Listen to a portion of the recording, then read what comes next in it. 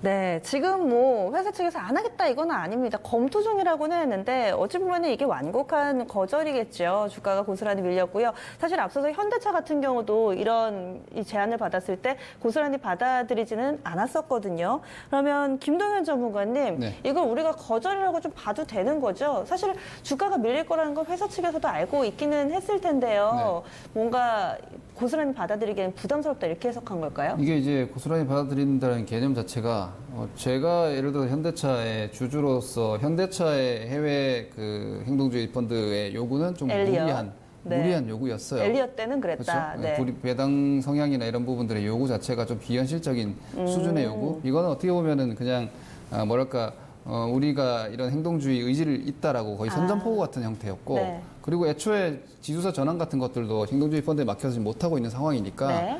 계속해서 주의하라 정도의 저는 경고장이라고 생각을 해요. 근데 SM 같은 경우는 국내 이제 그 행동주의 펀드 원래 애초에 행동주의 KB자산운용 쪽에서 행동주의적 성격이 강했던 운용사가 아니기 때문에 내용상으로는 충분히 저는 주주로서 요구할 수 있는 정도의 내용이라고 봐요. 뭐 아시다시피 그 이수만 회장의 개인 사업자가 되어 있는 쪽에 라이센스 계약이 다 돼가지고 그쪽에 로열티가 계속해서 인세가 나가는 구조란 말이에요. 네. 그럼 합병을 하면 주주 입장에서는 주주 입장에서는 당연히 SM의 이익이 증가하니까 그 부분에서 나가는 이제 비용적인 측면이 많은데 그걸 합병을 했을 때는 그 비용이 아니라 이제 자체적으로 이제 자회사 이익으로 이제 연결이 잡히니까 그런 측면에서는 당연히 주주 가치의 재고가 이 자체로 될 수 있고 그 요구가 받아들여진다라면은 뭐 소통하는 어떤 이 주주 가치에 대한 재고 기업이 되고 기관들은 이런 부분들에 대한 레포트 뉘앙스도 상당히 달라집니다. 근데 이 내용은 아주 예전에도 사실 SM이 기관들의 그 컨센서스랑 말도 안 되게 다른 실적을 내가지고 아주 악평들을 했던 적이 있거든요. 증권사들이. 이미 그랬던 적이 있군요. 그렇죠. 이런 어떤 그 뭐랄까 증권가와의 소통이라든지 이런 부분들에서도 약간의 실망감이 있는 것이고 실제로 이제 주주들의 기대치에 못 미치는 사실 SM 주주분들은 이걸 받아들이기 상당히 바라셨을 거예요. 그렇게 되면은 기업의 이익 당연히 늘어나고 그리고 배당이라든지 이런 부분들에 대해서 이번에 제대로 답변을 안 했어요. 배당 50일이라는 30% 얘기했잖아요. 그렇죠. 근데 정확하게 지금 하겠다라고 확언을 한 게 아니기 때문에 50일 동안 뭐 했냐 이거죠. 맞아요. 이러면 이제 주주 가치에 대한 그 기업의 어떤 입장 자체가 좀 실망스럽고 이렇게 될 경우에는 지금 이제 KB자산운용의 이후의 대응이 어떻게 되느냐가 좀 관건이 될 텐데 왜냐면은 이수만 회장의 지분율이 20%가 안 되니까 이게 만약에 다른 그 자산운용사들과 함께 연대를 이루어서 또 다른 좀 더 강한 조치 요구를 한다든지 하게 되면 이게 약간 적대적인 포지션이나 이런 쪽으로 비춰지게 되면 주가에 이제 호재성 반응이 될 수 있겠지만 현재로서는 주주들의 어떤 그 요구사항 자체를 회사가 거의 묵살하는 형태로 지금 가고 있으니까 전반적인 분위기는 좀 더 부진하지 않을까. 혹은 이런 KB자산운용이라든지 이런 큰 지분 축소가 혹은 이루어진다거나 이렇게 됐을 때는 매물 압박까지 있을 수 있으므로 당분간은 좀 서둘러서 주가 움직임을 기대하기보다는 좀 관망을 하시는 게 낫지 않을까.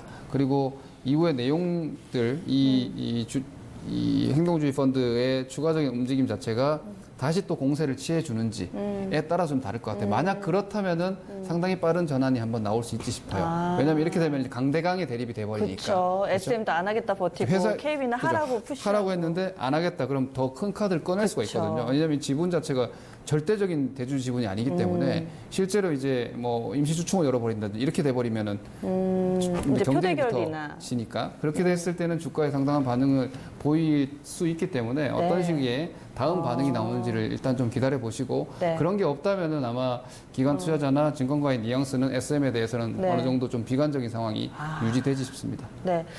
최정호 전문가님, SM의 오너라면은 이렇게 좀 거절을 왜 했을까요? 그 의중을 우리가 살짝 좀 들여다본다면요. 한국의 많은 기업들이요, 자기 기업이라고 생각해요.